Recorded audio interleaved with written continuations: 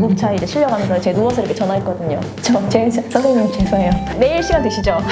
남자친구의 유무, 그리고 결혼 예정의 유무. 징징거리고 이런 거는 성별의 문제라기보다는 남자들도 좀 많이 징징거리고. 안녕하세요. 노무법인 이산 산재보상센터에서 근무하는 현민지 노무사 김지영 노무사입니다. 노무사님, 네. 저희의 공통점이 뭘까요? 둘 다 여자라는 거? 산자는 노무사? 그렇죠. 그리고 저희 사회생활 시작한 이래로 계속 남초 직장에서만 근무해왔다라는 공통점이 있네요. 저희 오늘 영상 주제는 저희 여자들 공통점을 살려서 남초 직장에서 여자 구성원으로서 살아남기라는 이런 거창한 주제를 들고 와봤는데요. 네네. 제목은 이렇게 거창하지만 사실 저희의 삶은 거창하진 않습니다. 약간 백조 같달까요? 그게 우아하다. 그러니까 겉모습은 멀쩡해 보여도 수면 아래에서는 살아가기 위해서 혼신의 힘을 다하고 있다라는 그런 의미로 말씀드렸습니다.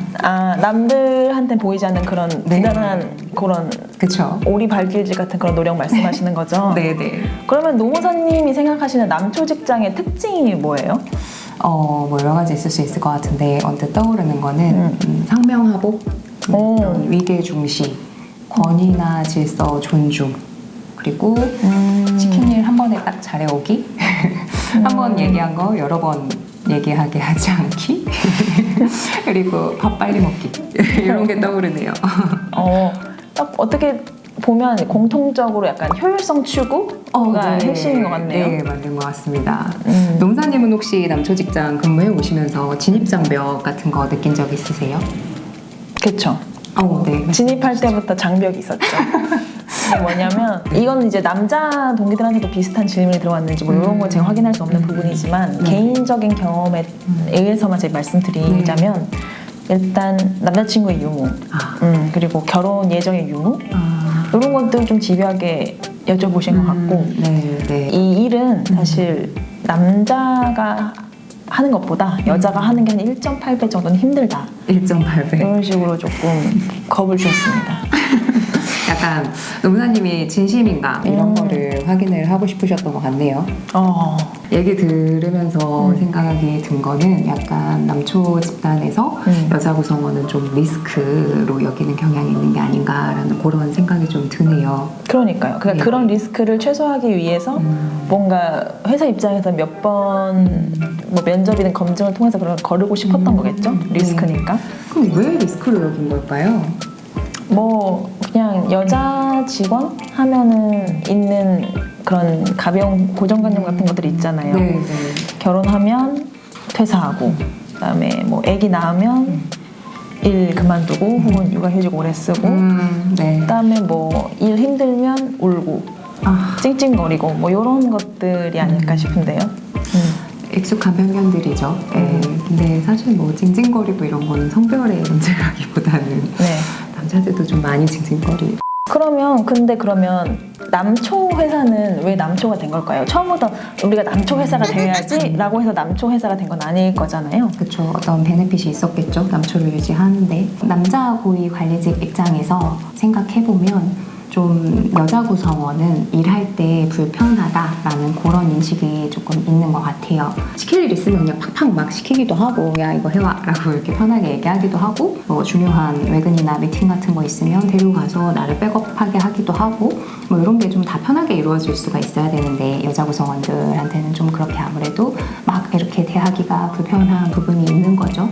그러니까 한마디로 정리하면 케미가 불편한 거인 것 같아요. 어떤 능력이 불편하다라는 문제보다는 남초 직장에서 어떤 구성원으로서 적응할 때에는 그런 케미의 극복이 중요한 문제가 될 수 있지 않을까 싶습니다. 어떻게 보면 케미스트리 극복이라 함은 회사가 여자 구성원들을 리스크가 아닌 베네핏으로 생각할 수 있게 만드는 어떤 그런 계기가 되기도 하겠네요. 그렇죠. 그런 노력이 좀 필요하죠. 실제로 노력 많이 하셨잖아요. 일명 터미네이터 사건이라고 저희가 지금도 현동사님이 수습 시절에 그 일화가 있어요. 별건 아니고 저희 일 특성상 외근이 많잖아요. 그러다 보니까 특히 또 몸이 또 엄청 불편하신 분들이 많아서 저희가 이제 동행해가지고 외근을 다녀오시는 경우가 많은데 전날 저희가 연속으로 이제 워크숍 일정이 있었고 바로 다음날 제가 새벽 5시에 영월로 이제 제자를 태우고 안산병원으로 가야 되는 그런 일정이었어요. 근데 제가 좀 힘이 들었었나 봐요. 네, 네. 그래서 약간 차 속도를 약간 분간하지 못하는 그 상태에서 이제 발생한 사고였는데 네. 뭐 어떡해요. 사고가 났고 차는 부셔졌지만 일은 해야 되잖아요. 구급차에 이제 실려가면서 제가 누워서 이렇게 전화했거든요. 선생님 죄송해요. 내일 시간 되시죠? 다행히 이제 뼈가 하나도 안 부러져가지고 사고가 진짜 엄청 컸었던 거에 비하면 진짜 천만다행이네요. 네, 바로 다음날 출근했죠. 코피는 막 났는데 그래도 출근했어요. 그냥 출근한 게 아니시고 다음날 1200km를 또 달리셨잖아요. 아, 그렇죠. 아니 왜 그렇게 열심히 사신 거예요? 회사로 출근해야 되는 게 아니라 병원으로 출근하셨어야 되는 거 아니에요? 근데 사실 가장 큰 이유는 그런 거였죠. 그러니까 여자 노무사는 역시 장거리 운전, 외근을 잘 못하지 않느냐, 좀 불안하다. 이런 말 듣는 것도 싫었고, 네. 아휴, 괜히 저 해가지고 뭐 괜히 뽑았다. 또 이렇게 비실비실 해가지고 아파가지고 골골 앓고 있다. 뭐 이런 얘기도 듣기 싫었고, 설사 그런 얘기를 안 하신다 하더라도 제 개인적으로는 그런 여지를 주기 싫었던 것 같아요. 너무 무슨 마음인지 저는 이해를 할 것 같고 남초 조직에서 여자 구성원들은 아직까지는 조금 수적으로든 뭘로든 좀 마이너리티로 여겨지죠. 그리고 조직에서 마이너리티가 살아남기 위해서는 메이저리티보다 좀 더 여분의 노력을 들여야 되는 게 사실이고 그렇기 때문에 엑스트라 마일즈를 좀 더 달려줘야 될 필요가 있는 것 같아요. 그래서 이제 현노무사님도 몸이 부서져라 그렇게 이제 달리신 거고 어쨌거나 저희 때까지만 해도 노무법인 이산 산재보상센터라는 남초 조직에서 저희가 최초로 뽑힌 여자 노무사들이고 또 유일한 여자 노무사들이었어요. 근데 이번 새로 노무사님들 뽑을 때에는 여자 노무사님들 숫자가 굉장히 많더라고요. 거기에 저희도 영향을 조금은 0.00001 정도는 미치지 않았을까라는 생각을 하거든요. 아 근데 저도 지나가는 네네. 이제 센터장님 지나가시면서 하신 말씀인데 그래도 저랑 이제 노무사님 덕에 여자 노무사님에 대한 편견이 조금 깨졌다 이렇게 말씀하셨는데 너무 다행이네요. 네네 네. 어쨌든 그런 이야기를 들었을 때 기분 엄청 좋죠. 그쵸, 엄청 뿌듯하죠. 뿌듯하고 네. 노력한 보람이 있구나, 알아주시는구나. 엑스트라 마일즈를 달린 보람이 있다.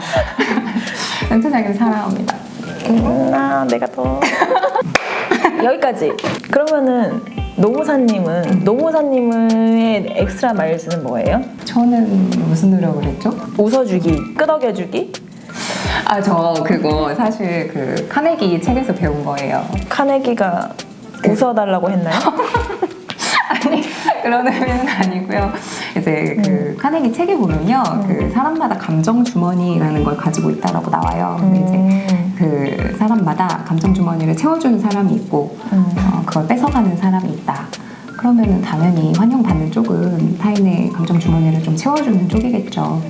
근데 제가 택했던 방법은 사람한테 좀 관심 갖기, 그리고 질문해주기 괜찮냐 물어보고 그리고 좀 얘기할 때 경청하기 이런 거였거든요. 사실 남초 조직이라고 남자 구성원이라고 해서 적응이 쉬운 것만은 아니잖아요. 이제 조직 생활하면서 이제 겪는 어려움이라든가 뭐 인간관계에서의 갈등이라거나 이런 거 토로해 오는 동료들이 있을 때 외면하지 않고 좀 감정 노동을 했죠.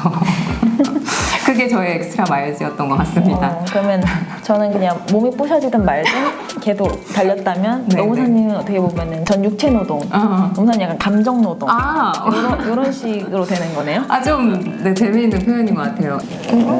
내가 더 저희 오늘 많은 얘기 나눴는데 그러면 그 남초 직장에서 여자 구성원으로 살아남는 방법 한번 정리해 볼까요?